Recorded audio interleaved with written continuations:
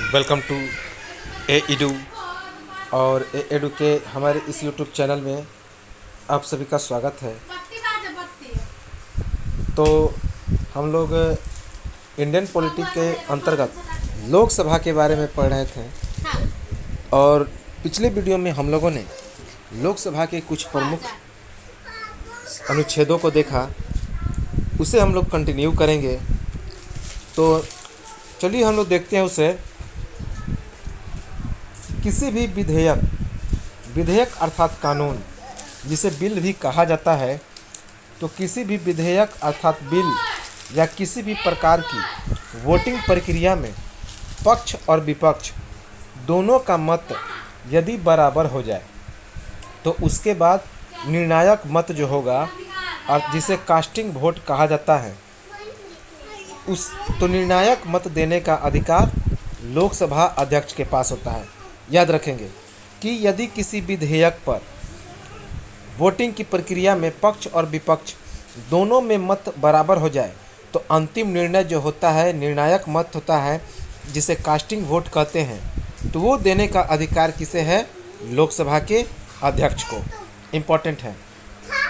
जबकि अन्य कोई मत देने का अधिकार नहीं है और इसका उल्लेख आर्टिकल 100 के उपखंड 1 में किया गया है। तो अनुच्छेद 100 के पहले उपखंड में क्या कहा गया है? तो अनुच्छेद 100 के पहले उपखंड में कहा गया कि किसी भी बिल या विधेयक पर या किसी भी प्रकार की वोटिंग प्रक्रिया में पक्ष या विपक्ष दोनों का मत बराबर हो जाए तो उसके बाद निर्णायक वोट देने का अधिकार अर्थात कास्टिंग वोट देने का अधिकार लोकसभा अध्यक्ष को है, जबकि अन्य कोई वोट देने का अधिकार उसे नहीं है। याद रखेंगे, केवल निर्णायक वोट देने का अधिकार लोकसभा अध्यक्ष के पास है और इस बात का उल्लेख है आर्टिकल 100 के पहले उपखंड में 101 में। याद रखेंगे, लोकसभा अध्यक्ष लोकसभा की सभी संसदीय समिति के अध्यक्षों की नियुक्ति करता है, जैसे कार्य मंत्रणा समिति, सामान्य प्रयोजन समिति, नियम समिति और लोकसभा अध्यक्ष इन सभी समितियों का अध्यक्ष भी होता है। इम्पोर्टेंट है। तो लोकसभा के अन्य इम्पोर्टेंट कार्यों के बारे में देखा जाए तो लोकसभा संसदीय समिति के अध्यक्षों की नियुक्ति करता है, जैसे कि कार्य मंत्रणा समिति, सामान्य प्रयोजन समिति, नियम समिति और जो लोकसभा अध्यक्ष होता है इन सभी समितियों का अध्यक्ष भी होता है। याद रखेंगे, दल बदल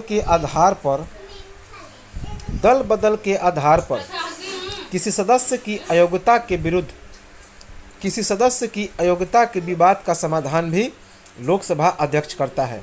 तो जितनी सारे ये हम लोग काम पढ़ रहे हैं, एग्जाम में इनसे प्रश्न पूछा जा सकता है। तो लोकसभा के कार्यों के बारे में एक और कार्य क्या है कि दल बदल का मतलब होता है कि जब किसी एक पार्टी का नेता अपना दल बदल के किसी दूसरे पार्टी में चला जाता है तो उसे ही दल बदल कहते हैं। इसका वर्णन किसमें है? तो अनुसूची 10 में। 10वीं अनुसूची में किसका वर्णन है? तो दल बदल कानून का वर्णन है। याद रखेंगे, दल बदल के आधार पर किसी सदस्य की अयोग्यता के विवाद का समाधान भी लोकसभा अध्यक्ष करता है। अनुच्छेद 93 में लिखा गया है कि लोकसभा उपाध्यक्ष, तो बहुत इम्पोर्टेंट है। अब आर्टिकल 93 में लिखा गया है कि जिस प्रकार लोकसभा का अध्यक्ष होता है तो उसी प्रकार एक लोकसभा का उपाध्यक्ष होता है। तो अनुच्छेद 93 में लिखा गया है लोकसभा का उपाध्यक्ष। याद रखेंगे, अर्थात deputy speaker of the Lok Sabha. इसका वर्णन किसमें है? आर्टिकल 93 में, deputy speaker of the Lok Sabha. अनुच्छेद 93 में लोकसभा के अध्यक्ष और लोकसभा के उपाध्यक्ष दोनों के बारे में वर्णन है। हम लोगों ने क्या देखा था पिछले वीडियो में कि आर्टिकल 93 में लोकसभा के अध्यक्ष के बारे में लिखा गया है। तो लोकसभा के अध्यक्ष और लोकसभा के उपाध्यक्ष इन दोनों का वर्णन है आर्टिकल 93 में, याद रखेंगे। इसके बाद लोकसभा उपाध्यक्ष का कार्यकाल, जिस प्रकार लोकसभा अध्यक्ष का कार्यकाल 5 वर्ष का होता है, तो ठीक उसी प्रकार लोकसभा के उपाध्यक्ष का कार्यकाल भी 5 वर्ष का होता है। याद रखेंगे कि लोकसभा के उपाध्यक्ष का कार्यकाल भी 5 वर्ष का होता है और इसे भी लोकसभा के अध्यक्ष की तरह विशेष बहुमत अर्थात 2/3 बहुमत से समय से पहले इसके पद से हटाया जा सकता है। तो प्रधानमंत्री के सलाह पर राष्ट्रपति इसे विशेष बहुमत से क्या कर सकता है, तो हटा सकता है। तो सेम वही प्रोसेस है जो लोकसभा के अध्यक्ष का। देखिए, लोकसभा जो उपाध्यक्ष होता है तो जनरल तौर पे देखा जाए तो यह लोकसभा का अध्यक्ष ही होता है। अंतर क्या है कि लोकसभा के अध्यक्ष की अनुपस्थिति में यह कार्य करता है, लेकिन इसके लिए उन्हें 14 दिन के पहले सूचना देनी पड़ेगी। तो जिस प्रकार लोकसभा के अध्यक्ष को हटाने के लिए 14 दिन पहले सूचना देनी पड़ती थी, तो इन्हें भी हटाने के लिए क्या करना पड़ेगा, तो 14 दिन पहले सूचना देना पड़ेगा। याद रखेंगे कि आपको जो है, आपको विशेष बहुमत से आपको आपके पद से विस्थापित किया जाता है, तो इसकी सूचना 14 दिन पहले देनी पड़ेगी। याद रखेंगे, काफ़ी इम्पोर्टेंट है। और इन्हें भी लोकसभा की सदस्यता समाप्त होने पर क्या किया जाएगा, तो अपना पद त्याग देना पड़ेगा और ऐसा वर्णन है अनुच्छेद 94 में। तो याद रखेंगे कि लोकसभा उपाध्यक्ष का कार्यकाल कितना होता है, तो बहुत इम्पोर्टेंट है, 5 वर्ष का। और लोकसभा के अध्यक्ष की तरह भी इसे विशेष बहुमत के द्वारा प्रधानमंत्री की सलाह पर राष्ट्रपति क्या कर सकता है, तो हटा सकता है 2/3 बहुमत से।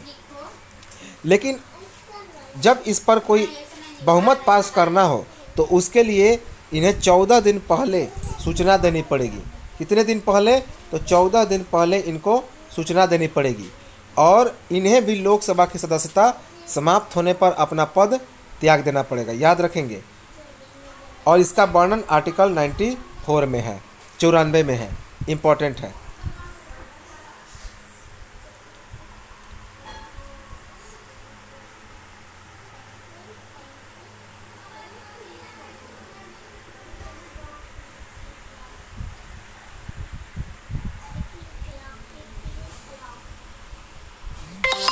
अब देखिए, आर्टिकल लोकसभा उपाध्यक्ष जो होता है सचिवालय बजट समिति का अध्यक्ष होता है। तो मोस्ट इम्पोर्टेंट यह फैक्ट है कि सचिवालय बजट समिति का अध्यक्ष कौन होता है, तो वह लोकसभा का उपाध्यक्ष होता है। लोकसभा का अध्यक्ष सचिवालय बजट समिति का अध्यक्ष नहीं होता, बल्कि यह लोकसभा का उपाध्यक्ष होता है। लोकसभा का जो उपाध्यक्ष होता है, लोकसभा का उपाध्यक्ष भारत की लोकसभा में सबसे पहले कौन थे, तो अनंत सायनम अयंगर।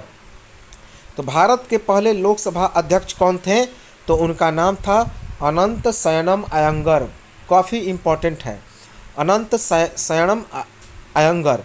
और लोकसभा के अध्यक्ष पहले कौन थे, तो हमने पढ़ा था कि जीवी मावलंकर थे, गणेश वासुदेव मावलंकर थे। और लोकसभा के पहले उपाध्यक्ष कौन बने, तो ये थे अनंत शयनम अयंगर। याद रखेंगे। अनुच्छेद 97 में क्या लिखा गया है, तो आर्टिकल 97 में लिखा गया है कि लोकसभा अध्यक्ष एवं लोकसभा के उपाध्यक्ष का वेतन। तो अनुच्छेद 97 में लोकसभा के अध्यक्ष और लोकसभा के उपाध्यक्ष के वेतन की चर्चा है, उनके भत्ते की चर्चा है। याद रखेंगे कि लोकसभा के अध्यक्ष और लोकसभा के उपाध्यक्ष की वेतन की चर्चा किस में है, तो आर्टिकल 97 में, अनुच्छेद 97 में। याद रखेंगे, इम्पोर्टेंट है। अनुच्छेद 97 के अनुसार अनुच्छेद 97 में क्या लिखा गया है, अनुच्छेद 97 में लिखा गया है कि लोकसभा अध्यक्ष एवं लोकसभा उपाध्यक्ष का वेतन एवं भत्ता भारत की संचित निधि से मिलती है। याद रखेंगे 97 में लिखा गया है कि जो लोकसभा के अध्यक्ष होते हैं, जो लोकसभा के उपाध्यक्ष होते हैं, उनका जो वेतन मिलता है वह भारत की संचित निधि से प्राप्त होती है।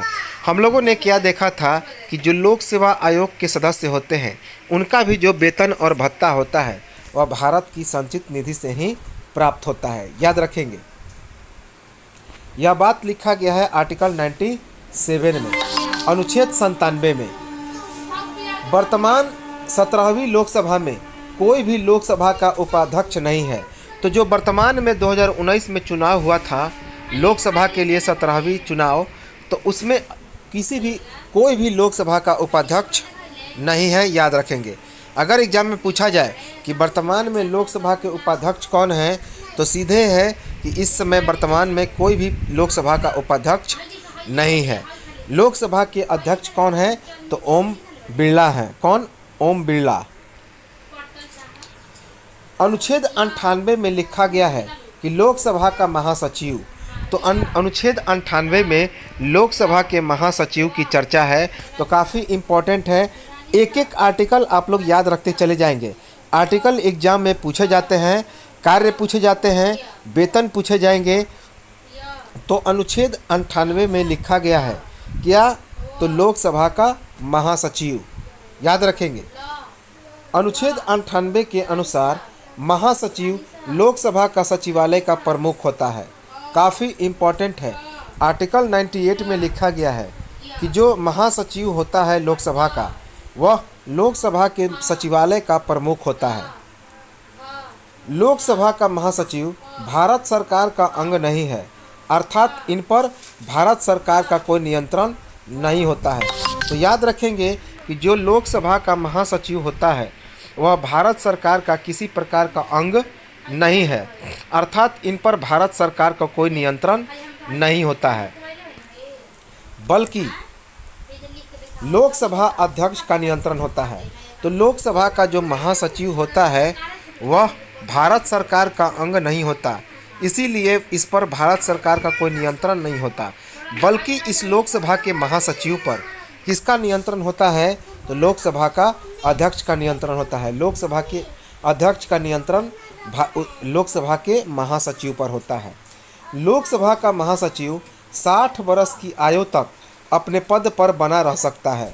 तो जो लोकसभा का महासचिव होता है उसकी अधिकतम रिटायरमेंट की आयु कितनी है, तो 60 वर्ष। तो लोकसभा का महासचिव 60 वर्ष की आयु तक अपने पद पर बना रह सकता है। याद रखेंगे। इसके बाद वर्तमान लोकसभा के महासचिव कौन है, तो स्नेहलता श्रीवास्तव हैं। काफ़ी इम्पोर्टेंट है। जो वर्तमान में 17वीं लोकसभा चल रहा है तो उसके महासचिव कौन हैं, तो स्नेहलता श्रीवास्तव। नाम याद रखेंगे, स्नेहलता श्रीवास्तव। और यही भारत की पहली लोकसभा की महिला महासचिव हैं। तो ये जो स्नेहलता श्रीवास्तव हैं भारत की पहली महिला लोकसभा की महासचिव भी हैं। अभी तक जितने सारे महासचिव हुआ करते थे ये सभी पुरुष थे। तो यही जो 17वीं लोकसभा की महासचिव हैं जिनका नाम है, क्या नाम है, तो स्नेहलता श्रीवास्तव। तो ये भारत की पहली महिला क्या है, तो लोकसभा की महासचिव है। काफ़ी इम्पोर्टेंट है, याद रखेंगे नाम, स्नेहलता श्रीवास्तव। लोकसभा महासचिव संसदीय कार्यों में लोकसभा अध्यक्ष की मदद करते हैं। तो लोकसभा महासचिव का क्या काम है, तो लोकसभा महासचिव का काम है कि जो संसदीय कार्य होते हैं उनमें लोकसभा अध्यक्ष की मदद करना। तो लोकसभा अध्यक्ष की संसदीय कार्यों में मदद करने का काम कौन करता है, तो लोकसभा का महासचिव। लोकसभा महासचिव राष्ट्रपति की ओर से सदन में अधिवेशन में उपस्थित होने के लिए लोकसभा सदस्य को आमंत्रण जारी करता है।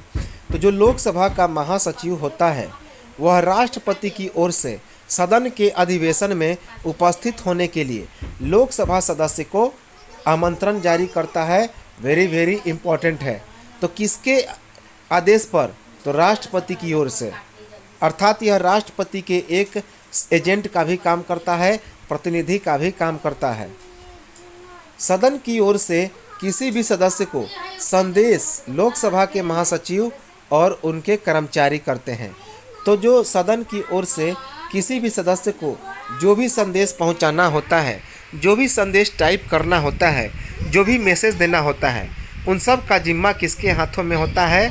तो लोकसभा के महासचिव और उनके कर्मचारी। लोकसभा के अंदर किसी विधेयक या बिल की स्क्रिप्ट को लोकसभा के महासचिव अपने कर्मचारियों के माध्यम से मिलकर तैयार करते हैं। तो काफ़ी इम्पोर्टेंट है कि लोकसभा के अंदर किसी भी विधेयक या बिल को लोकसभा के महासचिव अपने कर्मचारियों के माध्यम से मिलकर तैयार करते हैं। याद रखेंगे, इम्पोर्टेंट है।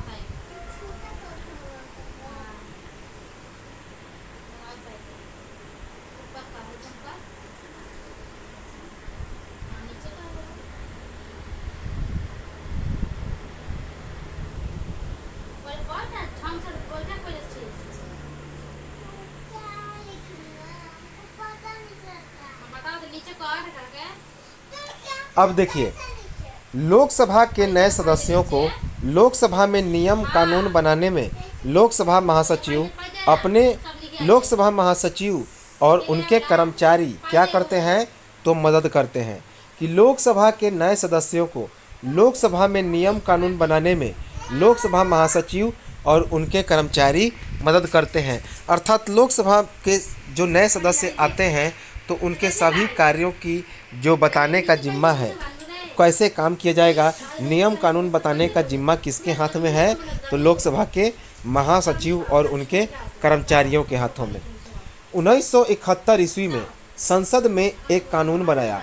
तो 1971 ईस्वी में संसद ने एक कानून बनाया जिसके अनुसार नेता प्रतिपक्ष या विपक्ष का नेता अर्थात लीडर ऑफ द ऑपोजिशन नामक एक पद बनाया गया, क्योंकि नेता प्रतिपक्ष का मूल संविधान में कोई प्रावधान नहीं था। याद रखेंगे। तो 1971 ईस्वी में संसद में एक कानून बनाया गया और इसी कानून के तहत एक नेता प्रतिपक्ष या विपक्ष का नेता नामक, जिसे हम लोग क्या कहते हैं? तो लीडर ऑफ द ऑपोजिशन कहते हैं। तो इस पद का सृजन किया गया क्योंकि नेता प्रतिपक्ष नामक मूल संविधान में किसी पद का प्रावधान नहीं था। नेता प्रतिपक्ष बनने के लिए विपक्ष के लिए एक शर्त था कि उनका दल पूरे लोकसभा के सदस्यों का 10% निर्वाचित हो। याद रखेंगे, 10% निर्वाचन करके लाई हो। तो विपक्ष का नेता बनने के लिए विपक्ष मजबूत होना जरूरी है। तो नेता का जो प्रतिपक्ष है, नेता प्रतिपक्ष बनने के लिए विपक्ष के लिए एक शर्त था कि क्या शर्त था? कि यदि आप नेता प्रतिपक्ष बनना चाहते हैं तो पूरे लोकसभा के सदस्यों का 10% जो है आप निर्वाचन करके ले आइए। आपका निर्वाचन यदि 10% से ज़्यादा सदस्यों का हुआ होगा तो आपका क्या होगा? तो आप नेता प्रतिपक्ष बन सकते हैं। वेरी वेरी इम्पोर्टेंट है। 16वीं और 17वीं लोकसभा में कोई प्रतिपक्ष नेता नहीं था। तो जो 16वीं जो लोकसभा था और जो 17वीं लोकसभा है, इन दोनों में अभी तक कोई प्रतिपक्ष नेता नहीं है। याद रखेंगे। प्रतिपक्ष नेता को कैबिनेट स्तर के मंत्री के बराबर माना जाता है। तो जो प्रतिपक्ष का नेता होता है वह कैबिनेट स्तर के मंत्री के बराबर उसे अधिकार प्राप्त होता है। याद रखेंगे, कैबिनेट स्तर के मंत्री के बराबर उसे अधिकार प्राप्त होता है प्रतिपक्ष के नेता को। अब है लोकसभा की विधायी शक्तियाँ। लोकसभा की क्या क्या विधायी शक्तियाँ हैं उसे हम लोग देखें, जो बेहद इम्पोर्टेंट है। तो लोकसभा की क्या क्या विधायी शक्तियाँ हैं उसे हम लोग ज़रूर देखें। तो सबसे पहले कि लोकसभा की विधायी शक्तियाँ क्या है कि कोई भी विधेयक या कानून या बिल, विधेयक का मतलब क्या होता है? बिल या कानून। तो कोई भी विधेयक या कानून या बिल तभी पास होगा जब लोकसभा से वह पास हो। तो लोकसभा से पास जब तक नहीं होगा तो वह विधेयक कानून नहीं बन सकता, नियम नहीं बन सकता। अर्थात वह विधेयक अधिनियम तभी बनेगा जब वह लोकसभा से पारित हो। लोकसभा संघ सूची समवर्ती सूची में दिए गए विषयों पर राज्यसभा के साथ मिलकर कानून बनाती है और कुछ परिस्थितियों में राज्य सूची के विषयों पर भी यह कानून बनाती है। तो इम्पॉर्टेंट है कि लोकसभा संघ सूची और समवर्ती सूची में दिए गए विषयों पर राज्यसभा के साथ मिलकर कानून बनाती है और कुछ परिस्थितियों में राज्य सूची के विषयों पर भी यह कानून बनाती है। कोई विधेयक लोकसभा से पारित हो गया लेकिन राज्यसभा उसे पारित नहीं कर पाई, अर्थात दोनों सदनों में मतभेद हो गया, तो राष्ट्रपति दोनों सदनों की संयुक्त अधिवेशन बुलाएगा जिसमें लोकसभा के सदस्यों की संख्या राज्यसभा की सदस्यों की संख्या से लगभग दोगुनी होने के कारण यह विधेयक कानून का निर्णय अर्थात लोकसभा के मतानुसार हो जाता है और यह नियम बन जाता है। तो याद रखेंगे, चूँकि लोकसभा में सदस्यों की संख्या राज्यसभा के सदस्यों की दोगुना है, तो इसी कारण जब दोनों सदनों में मतभेद होता है, चाहे राज्यसभा हो या लोकसभा हो, जब दोनों सदनों में मतभेद होता है तो राष्ट्रपति इन दोनों सदनों के संयुक्त अधिवेशन की बैठक बुलाता है। इसमें लोकसभा के सदस्यों की संख्या राज्यसभा की सदस्यों की संख्या से क्या है, तो लगभग दोगुनी ज़्यादा है, तो इस पर कानून बनाने का जो अंतिम निर्णय हो जाता है वह लोकसभा के इच्छानुसार होता है। याद रखेंगे, लोकसभा के इच्छानुसार। अब हम लोग देखते हैं लोकसभा की वित्तीय शक्तियाँ। लोकसभा की वित्तीय शक्तियाँ क्या है, फिनेंशियल पावर क्या है। तो भारतीय संघ के वित्त पर पूरा नियंत्रण लोकसभा का है, क्योंकि वार्षिक बजट लोकसभा पास करती है और लोकसभा सभी प्रकार के खर्चों एवं व्ययों का स्वीकृति देती है। इम्पोर्टेंट है। तो भारतीय संघ के वित्त पर पूरा नियंत्रण किसका होता है, तो लोकसभा का है, क्योंकि वार्षिक बजट कौन बनाती है, तो वार्षिक बजट पास करने का काम है लोकसभा का। और लोकसभा सभी प्रकार के खर्चों एवं व्ययों की स्वीकृति देता है, अर्थात देश में कितना खर्च हुआ और कितना व्यय हुआ, इन सब का लेखा जोखा भी लोकसभा ही देता है। अनुच्छेद 109 में लिखा गया है कि वित्तीय विधेयक को केवल लोकसभा से ही प्रस्तुत किया जा सकता है। काफ़ी इम्पोर्टेंट है कि वित्त विधेयक किस में पारित किया जाएगा, तो केवल लोकसभा में। तो कभी कभी एग्जाम में कन्फ्यूजन देने के लिए दे देता है कि वित्त विधेयक पारित करेगा कौन, तो लोकसभा, राज्यसभा या फिर विधानसभा, विधान परिषद, तो उसमें उत्तर होगा लोकसभा। यह बात लिखा गया है आर्टिकल 109 में, अनुच्छेद 109 में।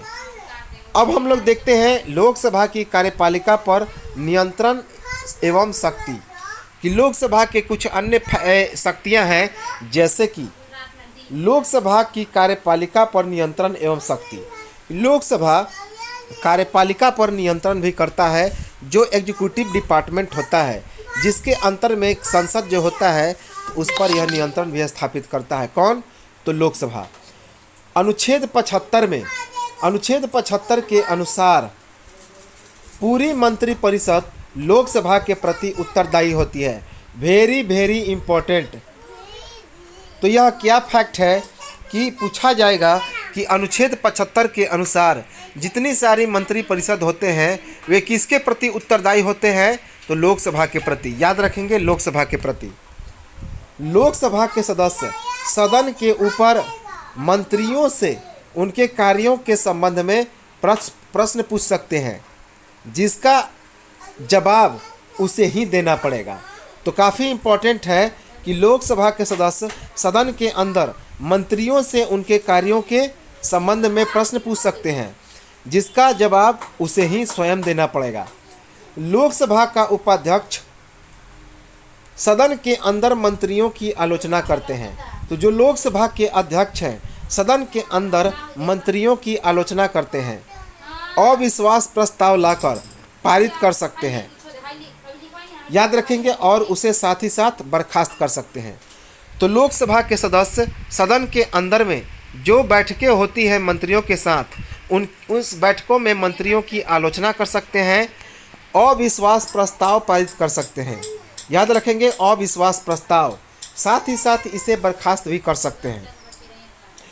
अब है कि लोकसभा, संघ लोक सेवा आयोग, भारत के महालेखा नियंत्रण परीक्षक अर्थात जिसे कैग कहते हैं, संघ लोक सेवा आयोग को यूपीएससी कहते हैं, तो वित्त आयोग, राजभाषा आयोग और अनुसूचित जनजाति आयोग के रिपोर्ट पर विचार करती है। याद रखेंगे, तो नए आंकड़ों के अनुसार जो लोकसभा है वह संघ लोक सेवा आयोग, भारत के महालेखा और नियंत्रण परीक्षक अर्थात कैग, वित्त आयोग, राजभाषा आयोग और अनुसूचित जनजाति का जो मामला है उन सब का रिपोर्ट कौन पेश करता है, तो वह रिपोर्ट पेश करता है लोकसभा का अध्यक्ष। काफ़ी इम्पोर्टेंट है। इसके बाद अब हम लोग देखते हैं लोकसभा की संवैधानिक शक्तियाँ। लोकसभा की संवैधानिक शक्तियाँ क्या क्या हैं उसे हम लोग देखें तो लोकसभा को राज्यसभा के साथ संविधान में संशोधन करने का अधिकार है। यह वर्णन किया गया है आर्टिकल 368 में। तो आर्टिकल 368 जो अनुच्छेद 368 है उसमें क्या लिखा गया है कि लोकसभा के सदस्य संविधान में संशोधन करने का भी अधिकार प्राप्त है। तो संविधान में संशोधन करने का अधिकार किसे प्राप्त है, तो लोकसभा के अध्यक्ष एवं उसके सदस्यों को। अनुच्छेद 368 के अनुसार यह बात किस में लिखा गया है, तो 368 में। तो अनुच्छेद 368 में क्या लिखा गया है, अनुच्छेद 368 में लिखा गया है कि जो लोकसभा होते हैं उनको क्या करने का अधिकार है, तो उन्हें संविधान में संशोधन करने का अधिकार है। याद रखेंगे, काफ़ी इंपॉर्टेंट है। इसके बाद है कि संविधान संशोधन का प्रस्ताव संसद के किसी भी सदन में लगाया जा सकता है, मगर दोनों सदनों से अलग अलग 2/3 बहुमत से पास होना जरूरी है। Very very important. तो क्या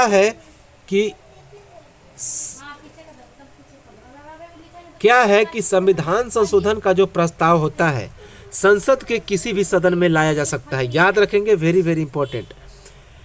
लेकिन दोनों सदनों से अलग अलग 2/3 बहुमत से इसे पास होना जरूरी है। याद रखेंगे। संविधान संशोधन विधेयक में संयुक्त अधिवेशन नहीं बुलाया जा सकता। काफ़ी इंपॉर्टेंट है। जो संविधान संशोधन विधेयक है उसमें संयुक्त अधिवेशन का कोई प्रावधान नहीं है। याद रखेंगे, वेरी वेरी इंपॉर्टेंट। अब है क्या कि लोकसभा की न्यायिक शक्तियाँ। लोकसभा की कुछ न्यायिक शक्तियाँ भी हैं, जैसे कि इंपॉर्टेंट है, राष्ट्रपति के विरुद्ध महाभियोगों की प्रक्रिया में लोकसभा और राज्यसभा दोनों शामिल होती हैं। इसका उल्लेख आर्टिकल 61 में कर दिया गया है।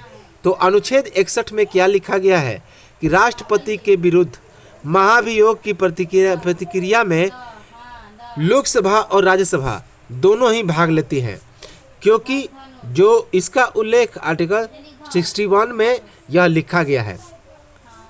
लोकसभा सुप्रीम कोर्ट और उच्च न्यायालय के न्यायाधीशों के लिए असमर्थता के आधार पर उनके पद से हटाने का प्रस्ताव भी लोकसभा पारित कर सकता है। तो लोकसभा सुप्रीम कोर्ट और उच्च न्यायालय के न्यायाधीशों के विरुद्ध असफलताओं के आधार पर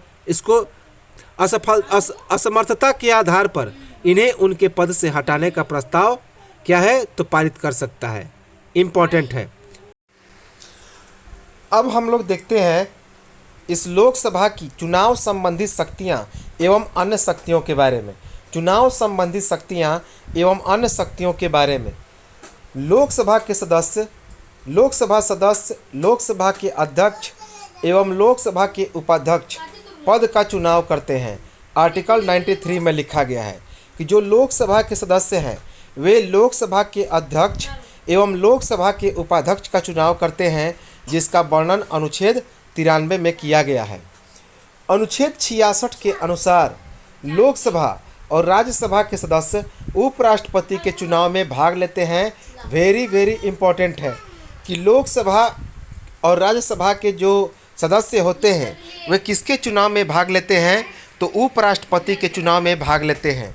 जबकि अनुच्छेद 54 में लिखा गया है, अनुच्छेद 54 में लिखा गया है कि राष्ट्रपति के चुनाव में भी भाग लेते हैं। तो याद रखेंगे, वेरी वेरी इंपॉर्टेंट, कि अनुच्छेद 54 के अनुसार जो लोकसभा के सदस्य हैं, अध्यक्ष हैं, ये सभी राष्ट्रपति के चुनाव में भाग लेते हैं। लेकिन यह भी लिखा गया है कि आर्टिकल 66 के अनुसार इनके जो सदस्य हैं वे लोकसभा और राज्यसभा के सदस्य उपराष्ट्रपति के चुनाव में भी भाग लेते हैं। लोकसभा राज्यसभा के साथ मिलकर भारतीय संघ में नए राज्यों को सम्मिलित करती है। काफ़ी इम्पोर्टेंट है। तो लोकसभा राज्यसभा के साथ मिलकर भारतीय संघ में नए राज्यों को सम्मिलित करती है और उसके बाद राज्यों के क्षेत्रों, सीमाओं और नामों में परिवर्तन करती है। खासा इम्पोर्टेंट है। क्या है कि जो लोकसभा है वे राज्यसभा के साथ मिलकर भारतीय संघ में नए राज्यों को सम्मिलित करती है और राज्यों के क्षेत्रों और सीमाओं के साथ मिलकर उनके नामों में परिवर्तन करती है। लोकसभा राज्यसभा के साथ मिलकर 2 या 2 से अधिक राज्यों के लिए एक संयुक्त लोक सेवा आयोग या उच्च न्यायालय की स्थापना कर सकता है। Very very important. तो इसका एक और काम क्या है लोकसभा का, कि यह राज्यसभा के साथ मिलकर 2 या 2 से अधिक राज्यों के लिए एक संयुक्त लोक सेवा आयोग या उच्च न्यायालय की स्थापना कर सकता है। Very very important. Lok Sabha Rajya Sabha के साथ मिलकर अंतर्राष्ट्रीय समझौते को लागू करने के लिए एक नई कानून का निर्माण करती है। तो खासा इम्पोर्टेंट है कि लोकसभा राज्यसभा के साथ मिलकर अंतर्राष्ट्रीय समझौते को लागू करने के लिए एक कानून का निर्माण भी करती है। इसके बाद लोकसभा राज्यसभा के साथ मिलकर राष्ट्रपति के द्वारा घोषित आपातकाल घोषणा को स्वीकार या अस्वीकार करती है। अर्थात राष्ट्रपति के द्वारा घोषित आपातकाल के लिए 1 माह के अंदर संसद के दोनों सदनों की स्वीकृति लेना आवश्यक है। मोस्ट इम्पोर्टेंट है। क्या है कि राष्ट्रपति के द्वारा जब कोई आपातकाल की घोषणा कर दी जाती है तो 1 माह के अंदर में, अर्थात 1 महीना के अंदर में संसद के दोनों सदनों की स्वीकृति लेना काफ़ी आवश्यक है। याद रखेंगे, अगर स्वीकृति मिल जाती है तो आपातकाल जो है वह लागू होगा, अन्यथा क्या होगा, अन्यथा इसे अस्वीकार कर दिया जाएगा। यह आपातकाल स्वतः ही समाप्त हो जाएगा। याद रखेंगे, यह आपातकाल स्वतः ही समाप्त हो जाएगा। तो ये तो था हमारा लोकसभा के कार्य और लोकसभा की संपूर्ण चर्चा हमने कर ली। बार बार इस वीडियो को देखते रहें और इसे 2-3 बार हम लोग सुनेंगे, देखेंगे तो लोकसभा के बारे में जितने सारे फैक्ट हैं, जितने सारे आर्टिकल हैं, वह हम लोग आसानी से समाप्त कर देंगे। तो चलिए, ये तो था समाप्त हुआ लोकसभा, बहुत इम्पॉर्टेंट है। इसके बाद हम लोग अगले वीडियो से शुरुआत करेंगे राज्यसभा के बारे में, जिसका जो मेन अध्यक्ष होता है सभापति, वह होता है उपराष्ट्रपति। तो वर्तमान में राज्यसभा के जो उपसभापति हैं वह कौन है, तो वेंकैया नायडू, जो कि भारत के उपराष्ट्रपति हैं। याद रखेंगे। तो